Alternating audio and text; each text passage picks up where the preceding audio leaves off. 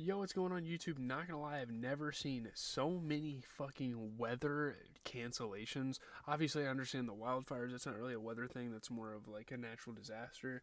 But, like, dude, we're talking about a fucking, I don't know, the Rockets Hawks game getting postponed because of icy weather and severe conditions. I know down in Texas it's like really bad right now, but I don't know. That seems kind of weird and out of character for the NBA to do.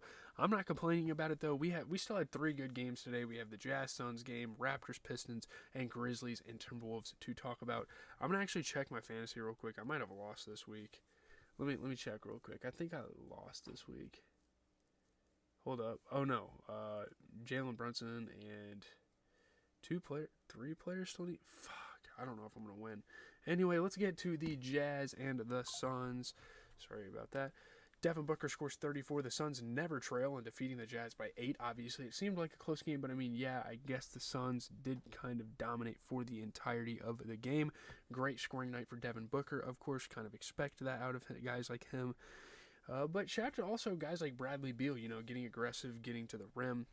Really dope game here. Kevin Durant was hitting tough shots like we know Kevin Durant to be able to do.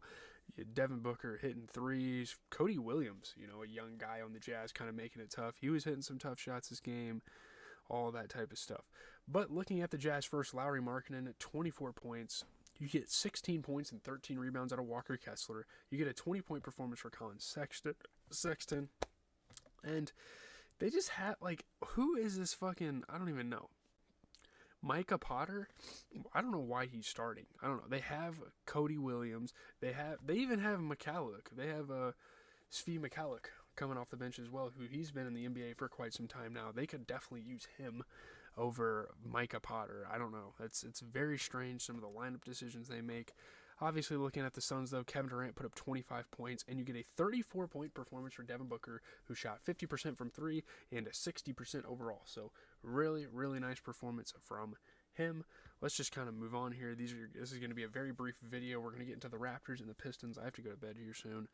Cade Cunningham's triple-double leads the Pistons to a 9-point victory over the slumping Raptors. We know the Raptors have a very bad season so far, and the Pistons are officially an over 500 team. Now we can call them like a good team in the league. It's kind of crazy. But dude, Cade Cunningham has been incredible this year. He's gone super under the radar, doing a little bit of everything, scoring, passing, rebounding at extremely high levels.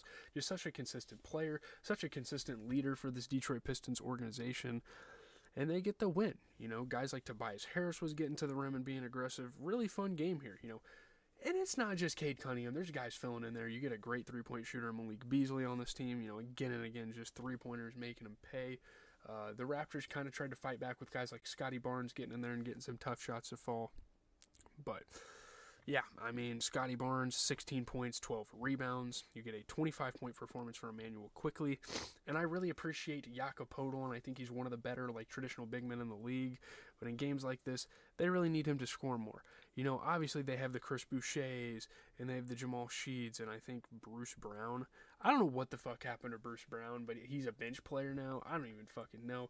He went from, I think he was a starter on that championship Nuggets team, to coming off the bench on a terrible team that's going to tank and probably get a lottery pick. So, very weird situation there. You look at the Pistons, 27 points for Tim Hardaway Jr. That's another great piece they have. This is a good fucking team. They'll cause problems, if any, in the play-in tournament. I don't know if they're going to actually make the playoffs, but it's a solid basketball team. I mean, 22 points, 17 assists, 10 rebounds for Cade Cunningham off of 50% three-point shooting. Phenomenal game, man. They got some guys on this fucking team, I'm hyped to see what the Pistons can do this year. As we get into Grizzlies Timberwolves to kind of close us out, Ja Morant hits a tie-breaking shot with 18 seconds left. The Grizzlies beat the Timberwolves by 2, and not necessarily a great game for Ja Morant. But, he made that huge jumper. He made a couple of big shots down the stretch, being clutch. We know Ja Morant to be able to go down and make some clutch plays, and he continues to kind of prove that. Obviously, Jaren Jackson Jr., nobody's really talking about him, but he's on a tear recently. Good game after good game out of that guy. I think every game I've seen him out of this week was better than projected in terms of fantasy. I would know, obviously I have him on my fantasy. He's just scoring the ball at such a high level and scoring the ball at a level that he's never really scored the ball at before. And it's fucking awesome, Start to finish, this game was close. This was a really dope game. Obviously I didn't watch too much basketball today because I was watching wild card football and those games were kind of dog shit. I don't even know if I want to talk about those on my channel. I probably will, but yeah, huge shots for Ja Morant in the final minute. But this was a really good game. You know, Rudy Gobert being a lob threat. You get Desmond Bane hitting some tough shots for the Grizzlies. Jalen Wells as well. Really dope stuff. Looking at the Grizzlies, you get a 33-point performance for Jaren Jackson Jr. off of 40% three-point shooting. You get 21 points for Desmond Bane, who shot 50% from three, so those two really leading the way offensively. Obviously, Ja Morant didn't have the greatest game in the world, but when it mattered, down the stretch, he was hitting those big shots, and that's, you know, all you could really ask for. Looking at the Timberwolves, I mean, shout out to Jaden McDaniels, 21 points off of 75% shooting. That's quite incredible. 27 points and 10 fucking rebounds for Dante DiVincenzo. And people will find a way to blame Ant for this loss. I don't think Ant played that bad. I mean, sure, he's expected to score at a certain level. But, like, look at guys on the bench like fucking Mike Conley, you know. I don't know. He could have done a little bit more. He came off the bench, had a little bit of minutes, but in a close game like this, any given person could be put to blame. So I don't really get that argument. You look at tomorrow's games, again, wild card football, probably not going to watch much, but I mean, the Bucks-Knicks game is going to be good. Nuggets-Mavericks game is going to be good. You're going to get the Pacers-Cavaliers playing against each other. Really dope games for tomorrow, actually, but again, wild card football is probably going to take up my plans from noon to about 10:30. I am going to be watching football all day. I will try to tune in some basketball if some of those football games get out of hand.